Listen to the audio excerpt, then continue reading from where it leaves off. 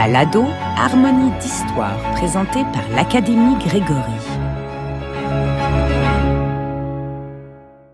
Bonjour et bienvenue dans le balado Harmonie d'histoire de l'Académie Grégory. Aujourd'hui, nous allons plonger dans la vie extraordinaire du compositeur Ludwig van Beethoven, un géant de la musique dont l'héritage perdure encore aujourd'hui.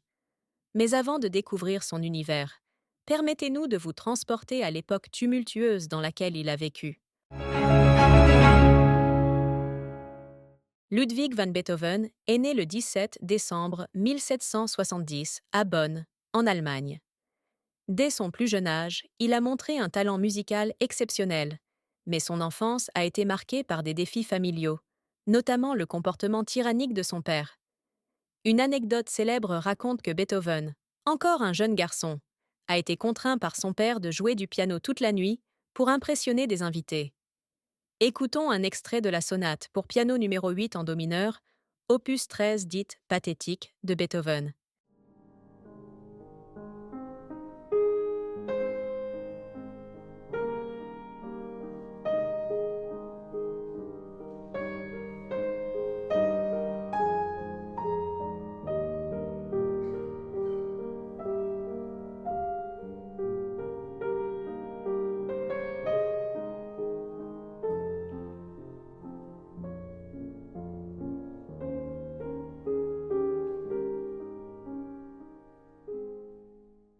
Cette expérience difficile a forgé la détermination et la résilience de Beethoven, lui permettant de surmonter les obstacles pour devenir l'un des plus grands compositeurs de tous les temps. Beethoven a révolutionné la musique avec ses compositions novatrices et puissantes, marquant la transition entre le classicisme et le romantisme musical.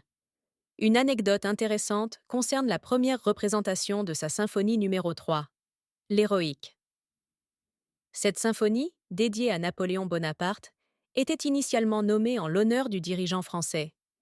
Cependant, lorsque Beethoven a appris que Napoléon s'était proclamé empereur, il aurait déchiré rageusement la dédicace de la partition.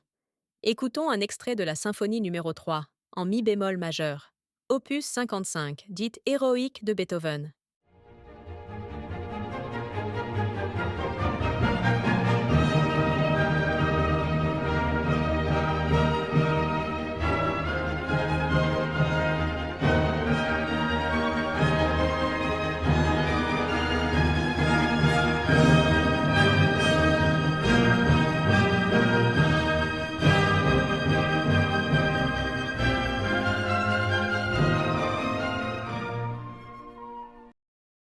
Cette anecdote illustre le caractère passionné et indépendant de Beethoven, ainsi que son engagement envers les idéaux de liberté et de fraternité.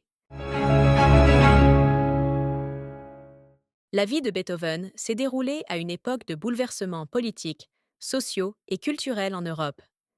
Une anecdote fascinante concerne sa surdité croissante, qui a commencé à le frapper dans la trentaine.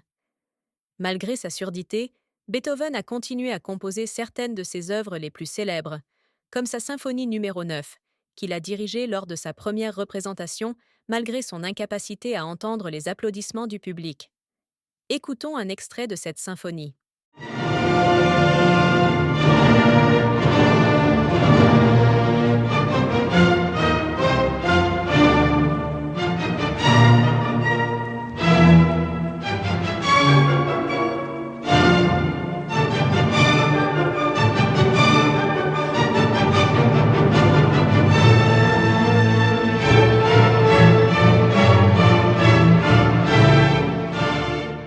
La 9e symphonie de Beethoven reste un témoignage poignant de sa lutte contre l'adversité et de son affirmation de la puissance de la musique pour transcender les limitations humaines.